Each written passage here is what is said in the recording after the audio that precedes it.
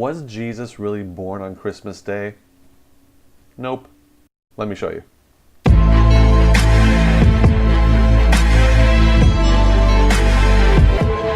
So there's this argument about when Jesus was born, and there's a couple different dates that have been used, and I want to show you those. So we have January 7th as our first candidate, and take a look at all these different countries: Belarus, Egypt, Ethiopia, Georgia, Kazakhstan, and on it goes. And notice they're going to be either Coptic or Orthodox.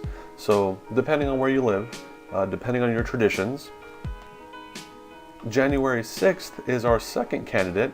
That's going to be Armenia for most part, and I'm sure there might be other countries that also celebrate on January 6th. And our last candidate here in the States, December 25th. And take a look, we have Australia, Canada, UK, United States. So those are going to be the biggest ones out of all of them. But take a look here. It's specifically going to be the non-Orthodox churches. So if there are Orthodox churches in any of those different places, chances are they're going to celebrate the January 7th or the January 6th, depending on tradition, depending on their beliefs, depending on their denomination. So now we have three candidates. What do we do? How confusing is all this? So let's break that down. Take a look at all these words. How many times have you seen these words in the Bible? The total is none. 0. It doesn't even exist. So that gives us a couple clues already, that if these words don't exist in the Bible, then where'd they come from? Additionally, we have no commandment to celebrate Christmas. There is no account of Jesus celebrating his birthday or Christmas. There's no account of the disciples celebrating his birthday or Christmas. I think those are pretty big clues on where this started. The biggest hint? Not them. But here's what's interesting about birthdays and how those started. Now, the pharaohs and Herod would make their birthdays a big deal. That wasn't a Jesus thing. That wasn't a Christian thing to do. And if you follow the Bible, you know that pharaohs and Herod are always the bad guys. So isn't that interesting? We've taken something that the bad guys do and adopted it for the good guy, Jesus. There is no account of this in the Bible. There is no birthday in the Bible. It must be a tradition of man. So when did Christmas actually start? The set date for many is actually going to be December 25th, 324 to 336 AD. The first Christian Roman Emperor Constantine, this man was very zealous. He was what we'd call today on fire. And he had this fire to celebrate the king, his God. Now, I want you to notice what happens with all this. This is the exact same time period, same time of year that they would celebrate the pagan god Saturnalia. This was the Roman god of Saturn, god of sowing. They would celebrate this during December 17th through the 23rd. So clue one, that there's a pagan god also connected to this, Saturnalia. This is also close to the winter solstice. That would be December 21st, 22nd. So now we have two different celebrations at the end of the year. And there's some more celebrations here that we're going to look at in a minute, but let's also not forget Hanukkah. Hanukkah is another one. So now we have another religion with their own festivities and having an end of the year bash. Now, the Roman Pope Julius I officially declares that the birth of Jesus would be celebrated on the 25th of December.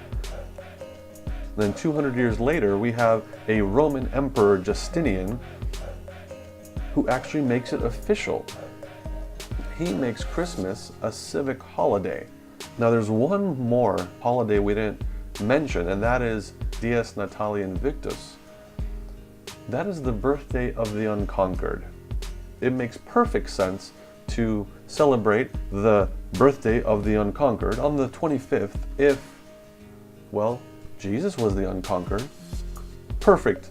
Let's throw him in there. So they basically invent a new holiday, and December 25th, we'll call that the birth of Jesus. Now the original question here was, why the differences in dates? So the Orthodox, they picked up on this. They realized that there was a connection to pagan gods and other religions, and they wanted to actually separate themselves from this. So you go about 2 weeks, roughly, after, and now you have here January 6th, January 7th, and here's what's interesting. They don't call it Christmas. They actually call it Epiphany. Okay, warning. The next part might actually affect you.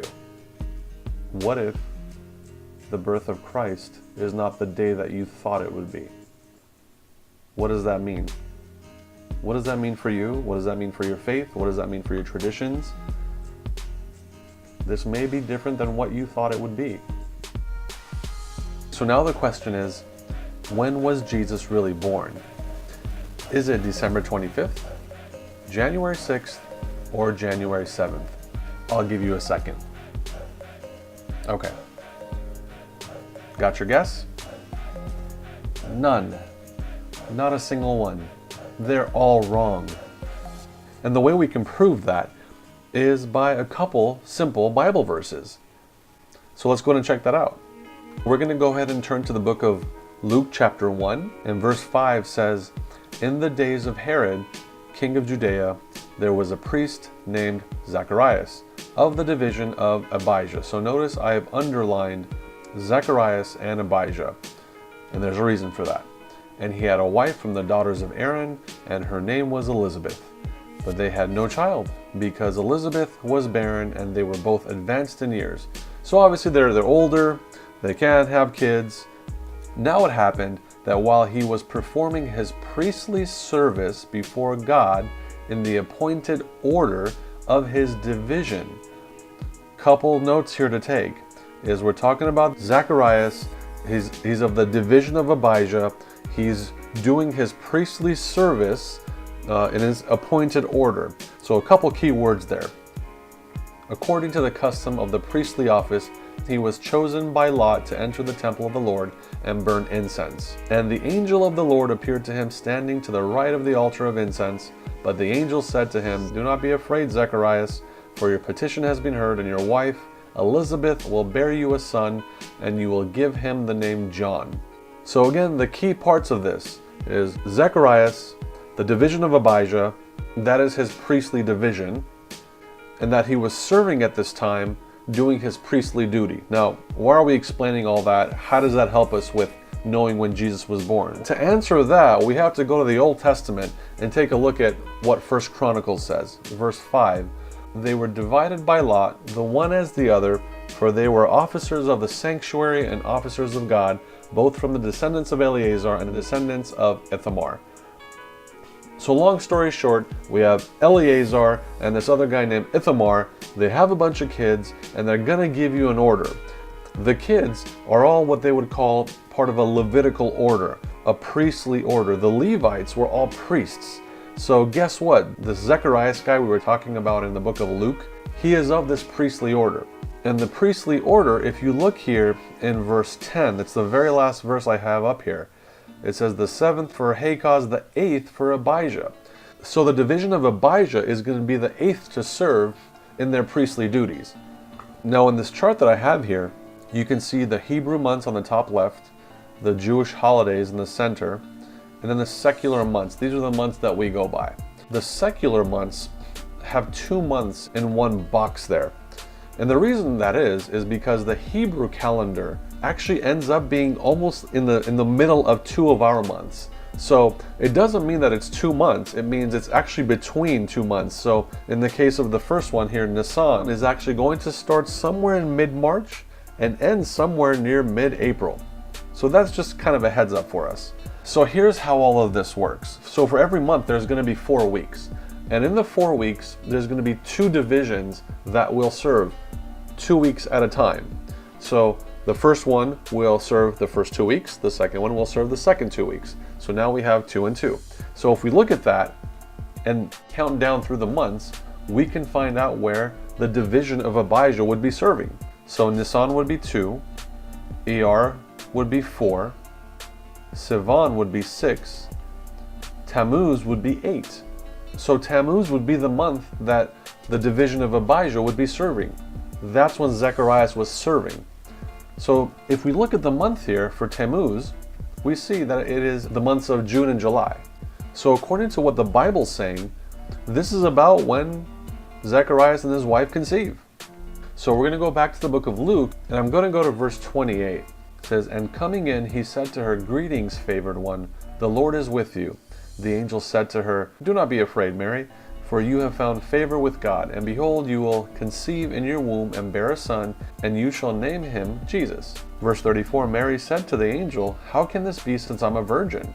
The angel answered and said to her, 'The Holy Spirit will come upon you, and the power of the Most High will overshadow you, and for that reason the Holy Child shall be called the Son of God. And behold, even your relative Elizabeth has also conceived a son in her old age, and she who was called barren is now in her 6th month, for nothing will be impossible with God.'"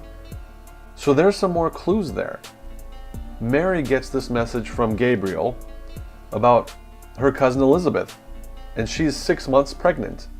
So looking back at our chart here, we discovered that the Hebrew month of Tammuz, which was June, July, is when Zacharias and Elizabeth conceived. And if we just count down 6 months, so Av would be 1, Elul would be 2, Tishri would be 3, Cheshvan would be 4, Kislev would be 5, Tevet would be 6. So Mary gets this message in the month of Tevet, which would be December, January. So here's what's interesting, is that it's very possible that the conception of Mary may have been December 25-ish. But Jesus wasn't born the 25th. He may have been conceived the 25th. And kind of a weird side note here, I wouldn't put it past Satan to help us mix that up a little bit, because the real miracle is Christ's conception. That is the actual miracle, not the birth. The birth is not that miraculous. That happens every day, many, many times a day. The real miracle is Christ's conception. Now, if we take the month of Tevet and count down 9 more months, we will get to Christ's actual birth. So let's go ahead and count.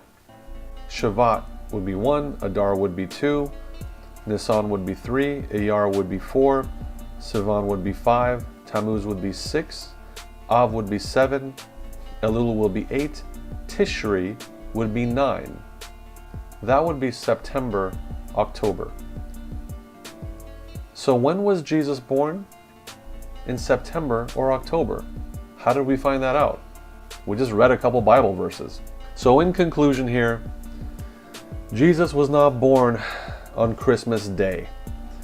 So Jesus really isn't the reason for the season. We celebrate Christmas as an end of the year celebration. So have fun. It's a good time. This doesn't mean you're a Satan worshiper. This doesn't mean that God is going to fall off his throne because you're worshiping some false god. No, we're not worshiping anything. We're actually just remembering Jesus. So that's a good thing. So enjoy, have fun. And most importantly, Jesus was actually born in September, according to the Bible. I hope you've enjoyed that. I hope you'll subscribe. We plan on putting a lot more videos up. Blessings to you. God bless.